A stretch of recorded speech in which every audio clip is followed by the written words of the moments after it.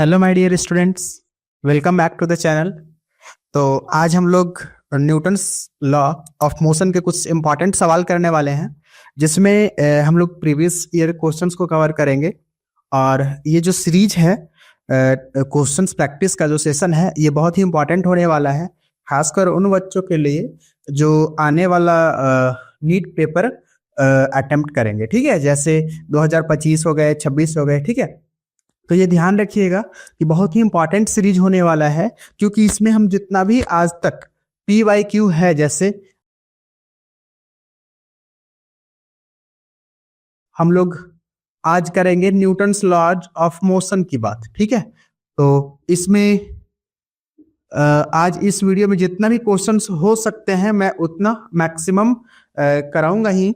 और बाकी का जो भी सवाल अगर नहीं हो पाया इस क्लास में, तो आप अगर डाउट हो तो आप वीडियो में कमेंट करके कमेंट बॉक्स में जरूर कमेंट करें, और मैं उस वीडियो का मतलब उस सवाल का सॉल्यूशन जरूर दूंगा। ठीक है, तो चलिए बिना लेट किए हुए अभी हम लोग स्टार्ट करते हैं न्यूटन्स लॉज ऑफ मोशंस के कुछ इंपॉर्टेंट सवाल जो आज से पहले जो भी नीट पेपर में पूछे गए हैं। ठीक है, बहुत जगह से पूछे गए हैं, नीट और जेईई मेन में भी ये पूछे गए हैं। ठीक है, तो ये सब सवाल करने का एक ही मकसद है कि अपना जो कॉन्सेप्ट है वो क्लियर हो जाए एग्जाम से पहले, ताकि एग्जाम में अपना बेस्ट परफॉर्म कर सके। ठीक है, तो बच्चों ध्यान रखिएगा, ये सीरीज बहुत ही इंपॉर्टेंट होने वाली है। मैं फिर से एक बार बोल रहा हूँ, क्योंकि क्वेश्चंस प्रैक्टिस जितना ज्यादा अब के टाइम में जितना ज्यादा करोगे ना, उतना ज्यादा बेनिफिट्स होंगे आपके लिए। क्लियर? तो ध्यान रखिएगा, ये वीडियो को ज्यादा से ज्यादा जरूर शेयर कीजिएगा अपने उन दोस्तों के लिए जो इस बार नीट का पेपर देने वाले हैं। ठीक है, चलिए बिना लेट किए हुए हम लोग वीडियो को क्लास को आगे कंटिन्यू करते हैं। ठीक है, चलिए ठीक है, तो सब्सक्राइब भी जरूर कर लीजिएगा इस चैनल को। तो सबसे पहला सवाल ये है अपने पास कि सबसे पहला तो ये है, पहले हेडिंग लगा लेते हैं अपन, Newton's laws of motion, Newton's laws of motion. और जो भी सवाल करने वाले हैं ना, वो हमारा प्रीवियस ईयर सवाल होगा। ठीक है, 2024, 2023, 2022, 21 जो भी है, ये प्रीवियस ईयर पेपर्स के सवाल हैं। ठीक है, तो सबसे पहला सवाल अपने पास ये है, सवाल ये बोल रहा है कि 3 blocks with masses m, 2m and 3m are connected by a string। ठीक है, 3 ब्लॉक है अपने पास, 3 ब्लॉक। तो सबसे पहले तो ये ध्यान रखिएगा, 3 ब्लॉक बोले तो अपने पास एक ब्लॉक कुछ ऐसा है, पहला नंबर सवाल। ठीक है, क्वेश्चन आपको यहाँ पे दिखेगा, तो ये है कि 3 ब्लॉक्स है with masses m, 2m and 3m are connected by strings as shown in the figure. ठीक है, तो फिगर को ध्यान से देखिए, उसमें क्या दिया है, 3 मास दिया है। एक मास है m, दूसरा 2m, और तीसरा जो मास है अपने पास वो 3m है। ठीक है, और ऊपर जो है ना, ये फोर्स लगाया जा रहा है और बोला ये जा रहा है कि मूव कर रहा है स्पीड, कांस्टेंट स्पीड से। ठीक है, तो बताओ कितना फोर्स लग रहा होगा 2m मास पे। क्लियर? अच्छा, एक बात बताइए कि कांस्टेंट स्पीड से अगर मूव कर रहा होता है कोई भी ऑब्जेक्ट, ठीक है, तो उस केस में एक्सेलरेशन कितना होता है?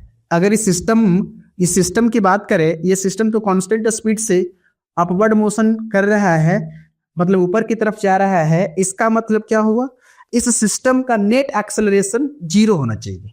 क्यों? क्योंकि ये स्पीड इसका कांस्टेंट है।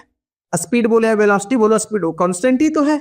और जब कांस्टेंट होता है तो उस केस में F equals to ma, acceleration 0 हो जाएंगे ना, स्पीड कांस्टेंट है तो एक्सेलरेशन 0, तो फोर्स कितने हो जाएंगे? 0।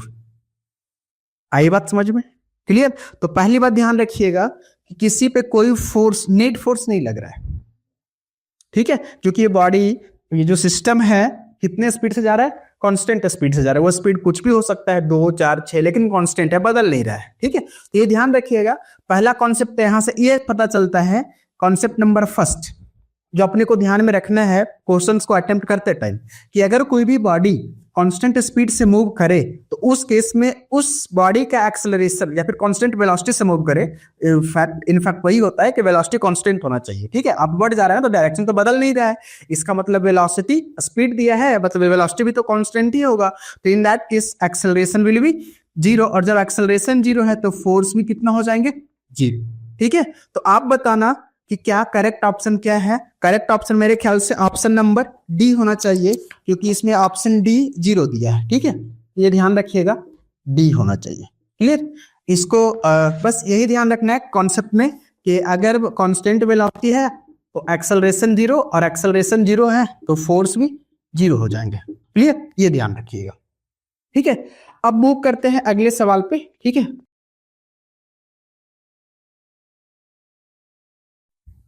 अब है अपने पास क्वेश्चन नंबर 2।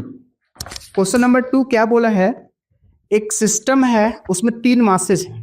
ठीक है, सिस्टम कुछ ऐसा है, एक सिस्टम है उसमें 3 मासेज, ये अपना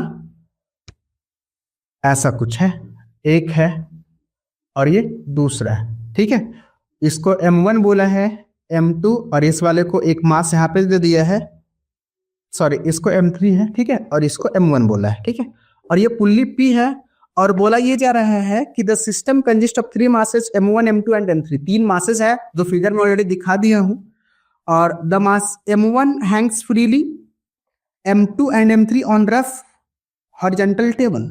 मतलब M2 और M3 जो है वो रफ हॉरिजॉन्टल टेबल पे है, मतलब coefficient of friction mu. Let suppose कर लो कि म्यू जो है वो क्या है, कोफिशिएंट ऑफ फ्रिक्शन है। ठीक है, अब क्या बोला है इसमें, ये जो म्यू है कोफिशिएंट ऑफ फ्रिक्शन तो है, और बोला क्या गया है, the downward acceleration of mass M1 पूछा है। M1 कितने एक्सेलरेशन से नीचे आएंगे ये पूछा गया है। ठीक है, इसमें अपने पास 4 ऑप्शंस भी हैं, पहले सॉल्व कर लेते हैं, फिर ऑप्शन से मैच कर लेंगे कौन सा ऑप्शन सही है। क्लियर, तो सबसे पहले ये बताओ, अगर फ्रीली हैंग कर रहा है इसका मतलब क्या हुआ कि M1 जी तो नीचे एक्ट करेंगे ना, M1 जी नीचे एक्ट करेंगे। ठीक है, अच्छा जब ये नीचे एक्ट करेंगे तो बताओ इस पे एक्सेलरेशन नीचे, और उतना ही एक्सेलरेशन इधर साइड, ये दोनों इधर चलेंगे और ये नीचे आएंगे। आई बात समझ में? अब थोड़ा और सोचिए, जब M1 जी नीचे लग रहा है और ये एक्सेलरेशन ए से नीचे आ रहा है, ये इधर जा रहे होंगे। ठीक है, इस पे फ्रिक्शन पीछे की तरफ, इस पे फ्रिक्शन पीछे की तरफ, और क्वेश्चन में ये भी बोला गया है कि M1, M2 और M3 तीनों आपस में बराबर है, तो मैं इसको M एज्यूम कर लिया हूं। क्लियर, अब सोचिए इसमें क्या हो सकता है कि नेट फोर्स इस सिस्टम पे क्या लग रहा होगा। नेट फोर्स अगर नीचे आ रहा है तो M1 जी तो ज्यादा होगा, तो M1 जी, लेकिन M1 जी को अपोज भी तो कर रहा है ये दोनों फ्रिक्शन। मैं लिखूं माइनस का M2 म्यू एन, म्यू का मतलब M2 जी इंटू म्यू, और माइनस का M3 जी इंटू म्यू। तो net force upon total mass यही तो होगा ना, तो M1 plus M2 plus M3 ये हो जाएंगे अपना टोटल मास, और ये हो जाएंगे एक्सेलरेशन के बराबर। ठीक है, तो net force equals to M into A, यहां से M1 M2 M3 को M पुट कर दो, यहां से मिल जाएंगे mg minus mu mg minus mu mg upon m, तो 3m हो जाएंगे, और ये a के बराबर। ओवरऑल सोल्व करोगे तो क्या मिलेंगे अपने को, यहां से m कैंसल आउट हो जाएंगे, यहां से मिल जाएंगे क्या, g कॉमन ले लो, 1 minus mu G, mu minus mu तो 2 म्यू अपॉन 3, ये हो जाएंगे a के बराबर।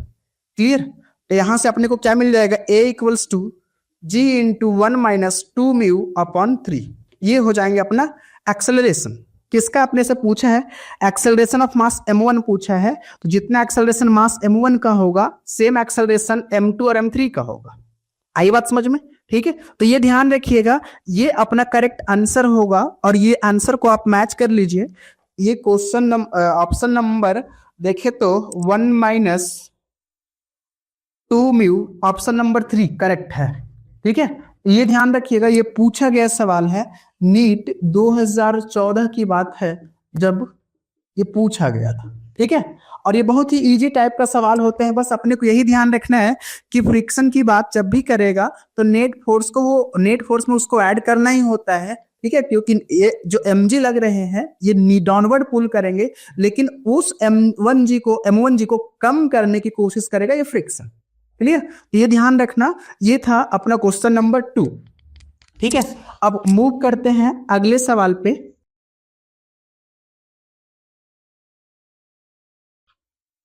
अगला सवाल ये है क्वेश्चन नंबर 3। अपने पास एक ग्राफ दिया है और ये पूछा गया सवाल है AIPMT 14 में। ठीक है, all India pre medical test 14 में पूछा गया है। इसमें ये बोला गया है, पहले तो अपने पास एक ग्राफ दिया है, ये कुछ ऐसा ग्राफ है। ठीक है, ऐसा कुछ ग्राफ को ध्यान से देखिएगा और सवाल का जवाब दीजिएगा। ठीक है, ये देखिए ऐसा कुछ ग्राफ है, यहाँ पे 8 6 4 2 और ये 0 और ये दिया है अपने पास 6 और ये दिया है 3। ठीक है, और ये भी दिया है 3। इधर फोर्स है और इधर टाइम है सेकेंड में, और फोर्स दिया है न्यूटन में। क्लियर, अब बोला क्या है, the force F acting on A particle of mass m। एक मास m का पार्टिकल है, ठीक है, उस पे फोर्स लगाया जा रहा है और उस फोर्स का टाइम के साथ क्या ग्राफ मिल रहा है वो दिया है अपने पास। क्लियर, अब बोला क्या जा रहा है, चेंज इन मोमेंटम पूछा है over the time interval 0 to 8 second. मतलब पहले तो ये देखो कि 0 to 8 सेकेंड की बात कर रहा है, मतलब 0 यहाँ पे है और 8 यहाँ पे है। ठीक है, अब अपने को पता होना चाहिए कि अगर फोर्स टाइम ग्राफ की बात करें तो उसका जो एरिया अंडर द कर्व होगा, एरिया अंडर द कर्व, वो किसके बराबर होगा, वो बराबर हो जाएंगे चेंज इन मोमेंटम के बराबर। और वो चेंज इन मोमेंटम ही तो इंपल्स देता है। आपको पता होना चाहिए चेंज इन मोमेंटम वही होता है इंपल्स के बराबर।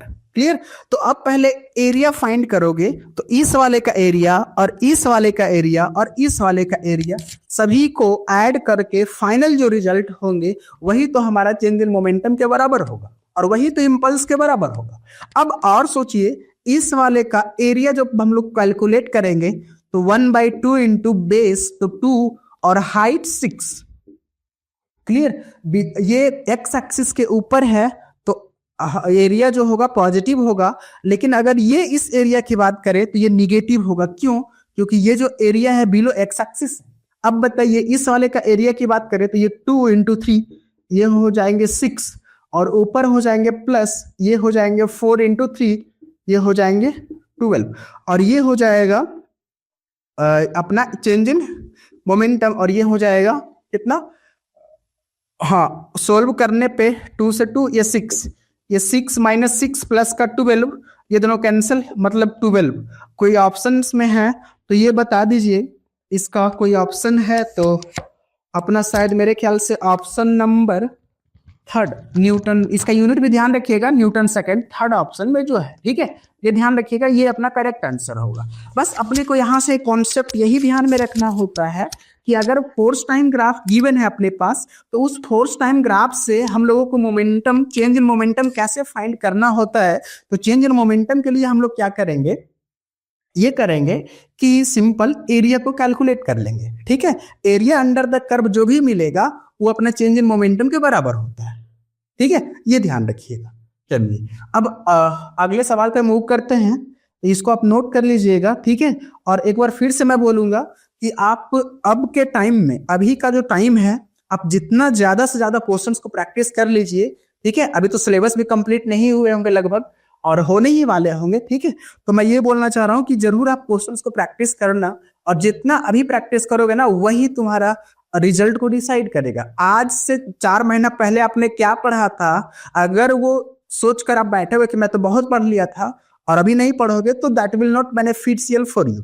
ठीक है, तो इसलिए मैं फिर से बोलूंगा कि अभी आप क्वेश्चंस का प्रैक्टिस ज्यादा करो, और मेन तो सवाल ही पूछना होता है पेपर में, क्यों ना थ्योरेटिकल सवाल तो एक दो आते हैं। ठीक है, मेन तो न्यूमेरिकल टाइप का सवाल पूछे जाते हैं। तो इसलिए बच्चों थोड़ा ध्यान रखिएगा कि जितना ज्यादा से ज्यादा आप क्वेश्चंस प्रैक्टिस कर सकते हैं कर लो। ठीक है, चलो अब अगले सवाल पे मूव करते हैं कि एक बैलून है जिसका मास m है। ठीक है, ए बैलून विथ मास m, चलो कोई बात नहीं। ठीक है, बहुत अच्छा सवाल है। एक बैलून है जिसका मास गिवन है m और बोला क्या गया है वो नीचे आ रहा है एक्सेलरेशन a से। ठीक है, अगर वो बैलून नीचे आ रहा है, सोचिएगा ध्यान से, अगर वो नीचे आ रहा है तो इस पर लगने वाला mg और ऊपर लगने वाला फोर्स जो होगा बॉयंट फोर्स, कौन ज्यादा होगा बताइए।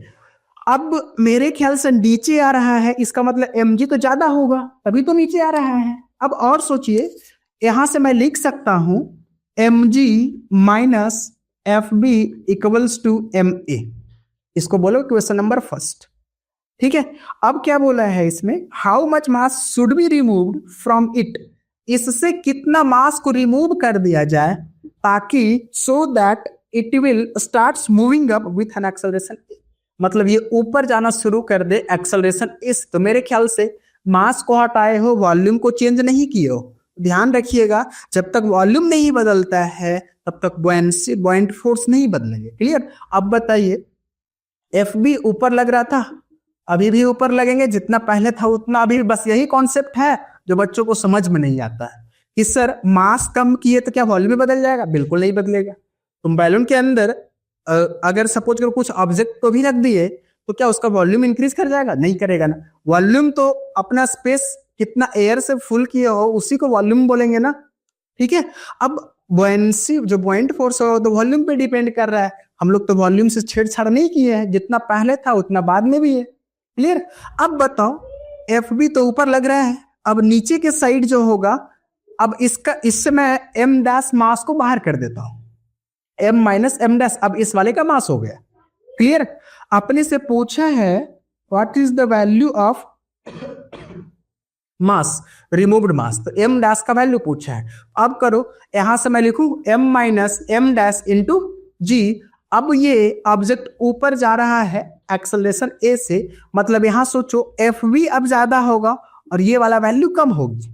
क्लियर। तो यहां पे कर लो solve, F B minus M dash into g equals to M A. इसको सोल्व करने पे मिलेगा M g minus minus plus M dash g equals to M into A, sorry M नहीं, यहां पे होगा M minus M dash into A, M minus M dash into A. ठीक है, अब सोल्व करो, यहां से मिलेगा अपने को, इसको बोल दे क्वेश्चन नंबर 2। ठीक है, अब फर्स्ट और सेकेंड को सोल्व करोगे तो मिल जाएंगे क्या, दोनों को ऐड करने पे क्या मिलेंगे अपने को, इसको उसको मैं यहां पे लिख दे हूं, एफ बी माइनस का M g plus M dash g equals to M A minus M dash A. इसको बोलो सेकंड।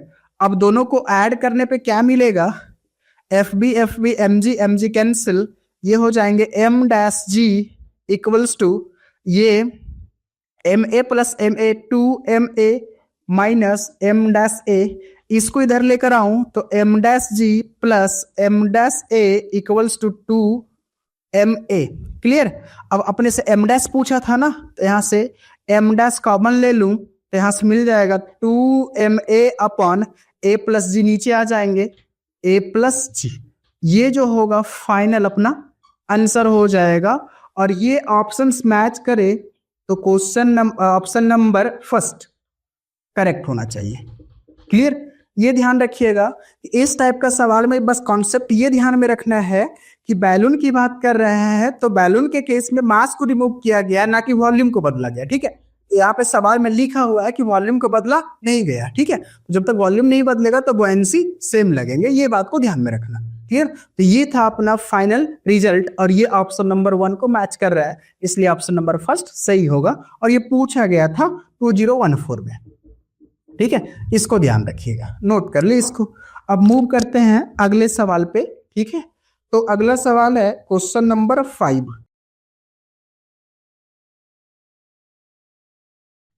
क्वेश्चन नंबर 5 में ये बोला जा रहा है कि एक ब्लॉक है जिसका मास m1 है, rest on A horizontal table. एक हॉरिजॉन्टल टेबल पहले बनाओ, उस पे एक मास m1 को रख दो और ये रेस्ट पे है। ठीक है, a light string connected to it passes over a frictionless pulley at the edge of the table. इस एज से एक लाइट स्ट्रिंग पास कर रहा है पुल्ली के हेल्प से। ठीक है, और यहाँ पे एक मास b जिसका मास दिया है m2, एक ब्लॉक है b, उसका मास m2 गिवन है और बोला क्या गया है, उसको सस्पेंड कर दिया गया है, ठीक है। तो the coefficient of kinetic friction between the block and the table is mu के। अच्छा, ये यहाँ पे म्यू के दिया है कोफिशिएंट ऑफ काइनेटिक फ्रिक्शन।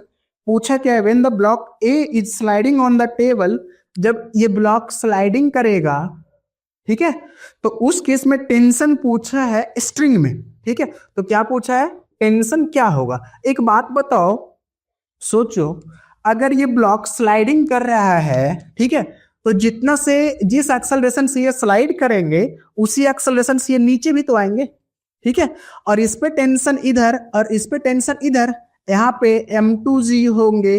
अब बताइए, ये नीचे आ रहे हैं, यहाँ से दो इक्वेशन अपने को लिख लेना चाहिए। पहला इक्वेशन क्या होगा, m2g माइनस का t इक्वल्स टू m2a, इसको बोलो फर्स्ट। यहां से बात किया जाए तो ये इधर जा रहा है t minus mu n, mu की बात करें तो म्यू के, n की बात करें तो m1g इक्वल्स टू m1a के बराबर, ये सेकेंड।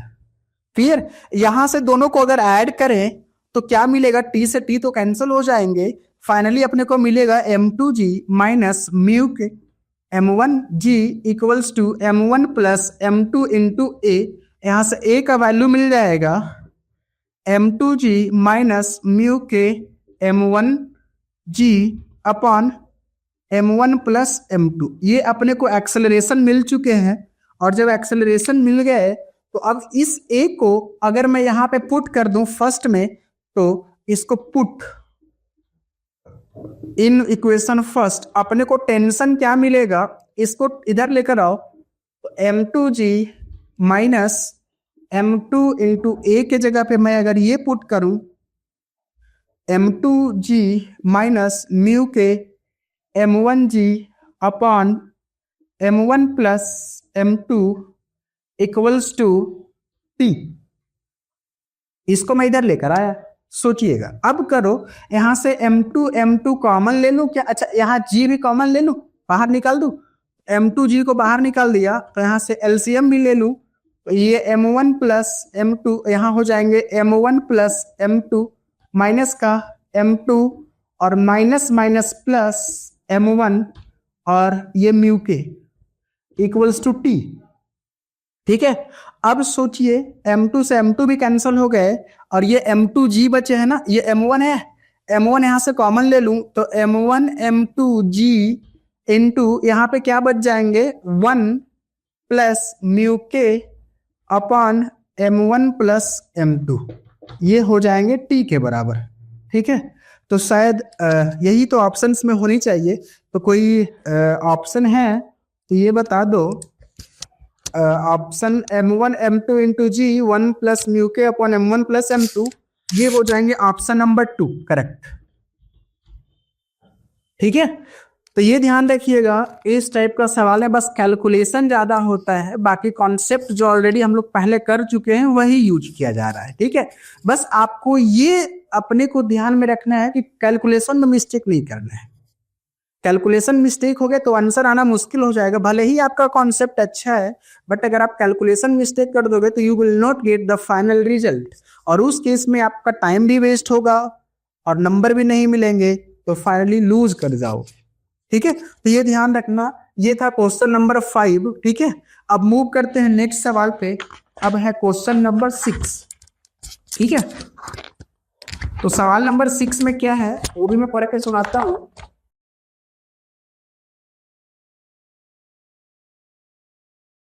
क्वेश्चन नंबर 6 ये है, एक ब्लॉक है जिसका मास 3 ब्लॉक है, ठीक है, सॉरी 3 ब्लॉक है अपने पास, और उन तीनों में ऐसा बोला ये गया है कि 3 ब्लॉक है, और वो जो तीनों ब्लॉक है ना, एक ए बी और सी, 3 क्लियर। तो फिगर पहले ड्रॉ कर लेता हूं, ठीक है।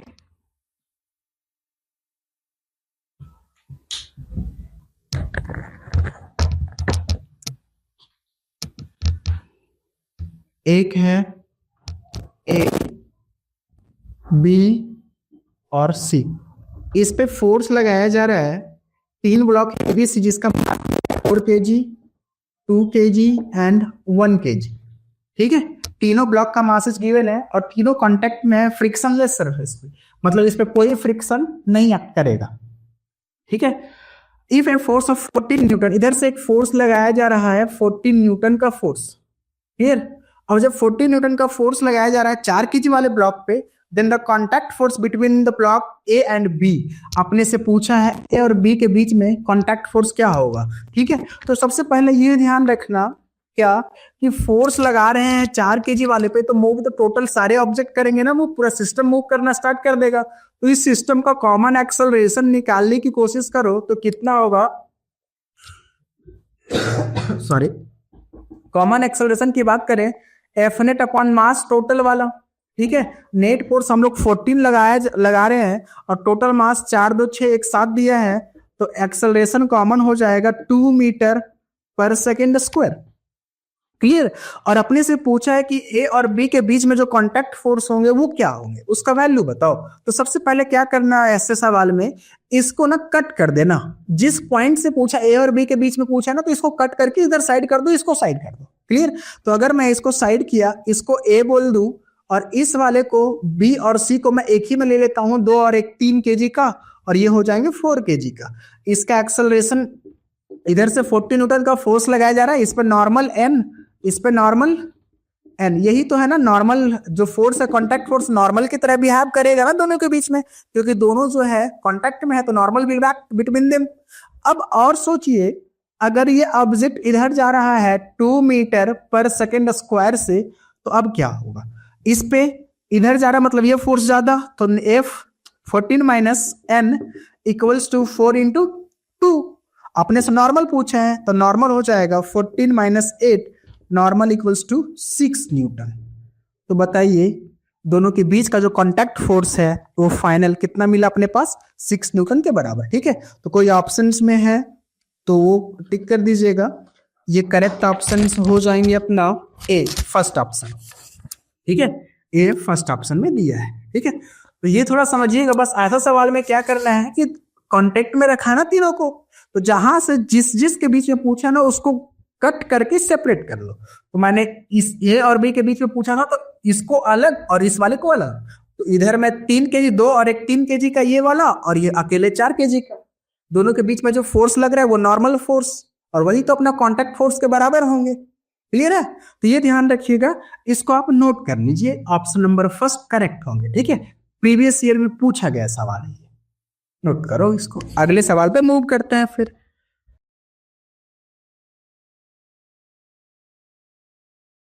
क्वेश्चन नंबर 7 में क्या है कि एक रिजिड बॉल है जिसका मास m दिया है, वो स्ट्राइक कर रहा है एक वॉल पे। ठीक है, एक पहले बॉल बना लेना, इस पे एक बॉल आ रहा है m मास का v वेलोसिटी से। क्लियर, और ये एंगल दिया है हॉरिजेंटल के साथ 60 डिग्री। ठीक है, और ये दिया है वापस आ रहा है विदाउट लॉस इन, जिस वेलोसिटी से आ रहा है उसी वेलोसिटी से वो वापस चला भी जा रहा है, मतलब स्पीड कांस्टेंट है। वेलोसिटी तो नहीं बोल सकते, लेकिन स्पीड कांस्टेंट है, क्योंकि डायरेक्शन बदल जाने से वेलोसिटी बदल गया है, लेकिन स्पीड कांस्टेंट है। ठीक है, अब क्या बोला है, इम्पल्स बताओ कितना होगा। तो इम्पल्स क्या होता है, सबसे पहले इम्पल्स के बारे में अपने को पता होना चाहिए। इम्पल्स जो होता है वो होता है चेंज इन मोमेंटम के बराबर। ठीक है, और चेंज इन मोमेंटम बोले तो यहां से कितना हो जाएगा, ये 60 है, ये भी 60 है, ये हो जाएंगे 2mv cos 60 के बराबर।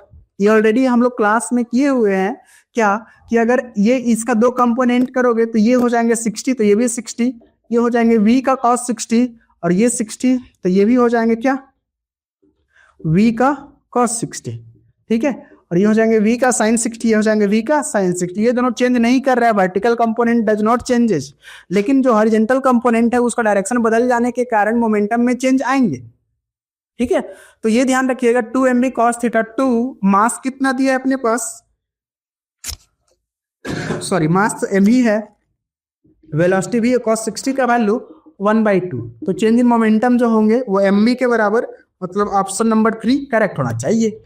ठीक है, तो ये ध्यान रखिएगा, इस टाइप का सवाल पूछा जाता है। ठीक है, अब क्वेश्चन नंबर 8 में मूव करते हैं। तो इसको पहले आप नोट कर लो, फिर मैं मिटाता हूं। तो क्वेश्चन नंबर 8 में बहुत इजी सवाल है, बस ये ध्यान रखना है इम्पल्स जो होता है चेंज इन मोमेंटम के बराबर होता है, और वो जो चेंज इन मोमेंटम होता है वो 2mv cos थीटा, बस इस केस में होगा। ठीक है, अगर बाई द वे कुछ सवाल ऐसे होता है जहां पे ये एंगल दिया होता है थीटा, तो ये एंगल अपने को हो जाएंगे 90 माइनस थीटा। उस केस में cos थीटा 60 के जगह पे cos ऑफ 90 माइनस थीटा का यूज करोगे। क्लियर, ये ध्यान रखना। ठीक है, नोट करो इसको। अब क्वेश्चन नंबर 8 पे मूव करते हैं।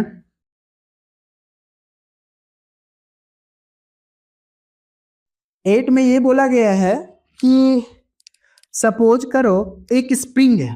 ठीक है, क्वेश्चन ये है एक स्प्रिंग है, उसमें दो मास को लटका दिया जाता है ऐसा कुछ, एक का मास 3m और दूसरे का मास m। ठीक है, और बोला ये गया है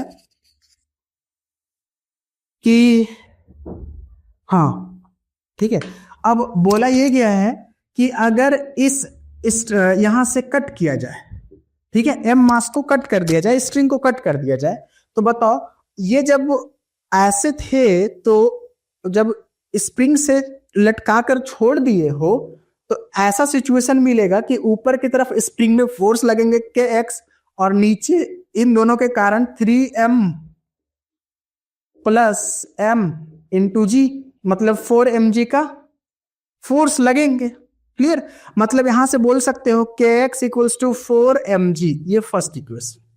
अब जब कट कर दिए हो तो इंस्टेंटली क्या होगा, ये तो नीचे आ जाएगा, फ्री फॉल का केस हो जाएगा ये। ठीक है, अब ये ऊपर जाएगा, मतलब ऊपर वाला फोर्स के एक्स, ठीक है, के एक्स और माइनस का 3mg इक्वल्स टू ma के बराबर, ऊपर खींचेगा ना इसको। ठीक है, ये हो जाएगा ma, और kx का वैल्यू कितना था 4mg, और माइनस का 3mg equals to ma, m से m कैंसल, 4g बोले तो 40 और माइनस 3g बोले तो 30, और एक्सेलरेशन a के बराबर, तो a कितना हो जाएगा, ये हो जाएगा 10 मीटर पर सेकेंड स्क्वायर के बराबर। ठीक है, तो कोई ऑप्शंस में है तो ये बता दीजिएगा। ठीक है, 1 मिनट, कुछ इसमें कुछ दिक्कत तो नहीं हो रहा है ना?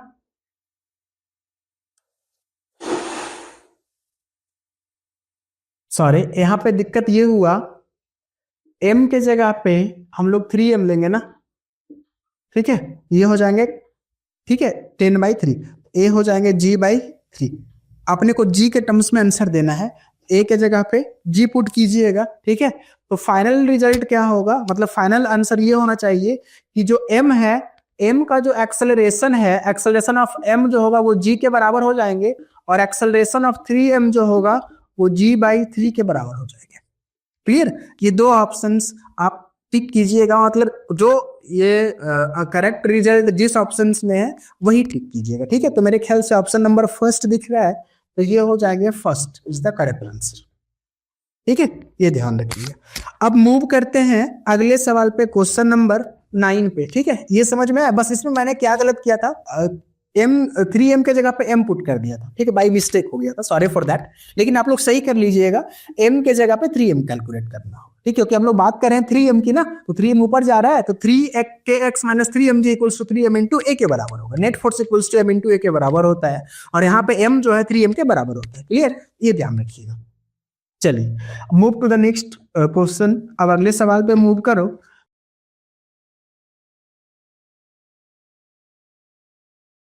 अगला सवाल है, एक ब्लॉक है, ठीक है, क्वेश्चन नंबर 9, एक ब्लॉक है कुछ ऐसा, ये वाला। ठीक है, इसका मास दिया है m, इस पे एक्सेलरेशन a है, इस पे एंगल थीटा है।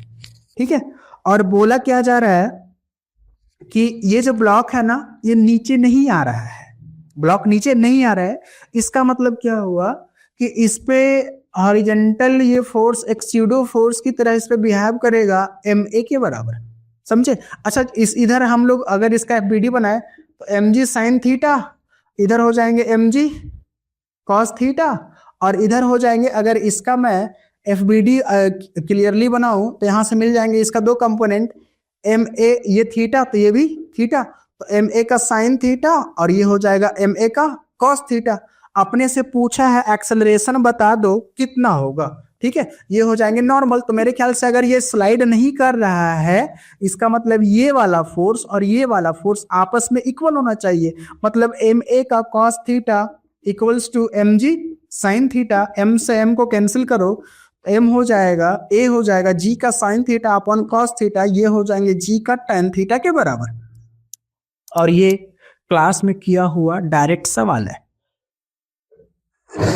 हाँ सॉरी, डायरेक्ट कॉन्सेप्ट है कि अगर ऑब्जेक्ट स्लाइड नहीं कर रहा होता है, उस वाले ऑब्जेक्ट का जो एक्सेलरेशन होगा ना, वो जी टेन थीटा के बराबर होता है। क्लियर? तो ये ध्यान रखिएगा, इस टाइप का सवाल पूछा गया है, ठीक है, और ये डायरेक्ट नोट्स में आपको मिल जाता है। कोई भी टीचर से आप पढ़े होंगे तो आपको ये बताया गया होगा, ठीक है। तो इसको आप नोट कर लीजिए। अब क्वेश्चन नंबर 10 पे मूव करते हैं।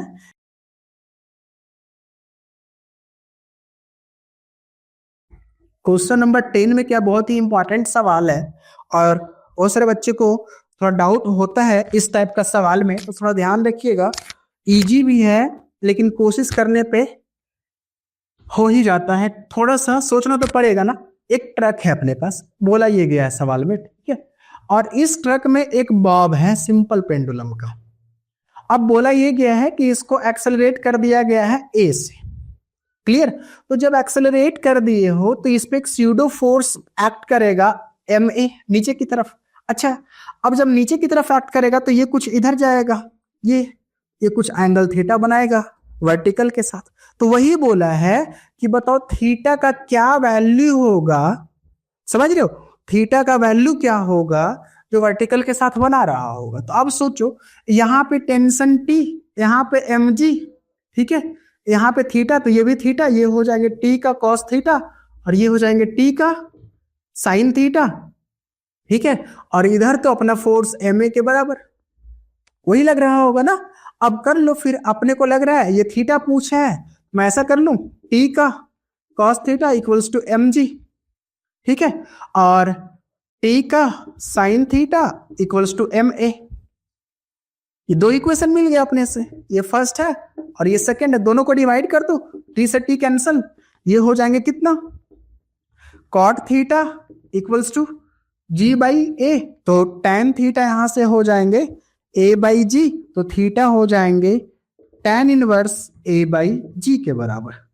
बस यही थीटा तो पूछा था ना, इसका वैल्यू होगा टैन इनवर्स ए बाई जी। और ऑप्शंस में ऐसा लिखा है कि ये लेफ्ट जाएगा या राइट जाएगा, ये तो लेफ्ट जाएंगे ना, क्योंकि स्यूडो फोर्स इसको पीछे खींच देगा ना, पीछे की तरफ एक्ट करेगा स्यूडो फोर्स, ठीक है। तो इस पे लगने वाला फोर्स स्यूडो वाला पीछे की तरफ लगेगा और वो स्यूडो के कारण वो ऑब्जेक्ट लेफ्ट की तरफ मूव करेगा, इसलिए लेफ्ट मूव करेगा, ठीक है, ये राइट मूव नहीं करेगा। क्लियर? तो ये ध्यान रखिएगा। ये था 10 सवालों का ये आज का लेक्चर, ठीक है, 10 क्वेश्चन अब हम लोग कंप्लीट किए, 10 क्वेश्चंस, ठीक है। अगले लेक्चर में अगला टॉपिक का कुछ इंपॉर्टेंट क्वेश्चंस लेकर आऊंगा प्रीवियस ईयर का ही, ठीक है। तो बच्चों तब तक आपसे एक रिक्वेस्ट है कि अगर कुछ एनएलएम से रिलेटेड कुछ प्रॉब्लम हो, कुछ डाउट हो, तो आप कमेंट बॉक्स में जरूर कमेंट करें, ताकि मैं आपका उस प्रॉब्लम का सॉल्यूशन जल्दी ही दे सकूं, ठीक है। और बाकी जो भी अभी इस चैनल पे नए हो, प्लीज इस चैनल को जरूर सब्सक्राइब कर लेना, ठीक है। और मैं इतना तो गारंटी दिला रहा हूं कि टोटल एग्जाम से पहले सभी चैप्टरों का PYQ मैं डाल दूंगा अपने इस चैनल पे, ठीक है, जो कि आपके पेपर के लिए बहुत ही इंपॉर्टेंट होने वाला है। चलिए फिर आज की वीडियो में बस इतना ही, दैट्स ऑल, थैंक यू।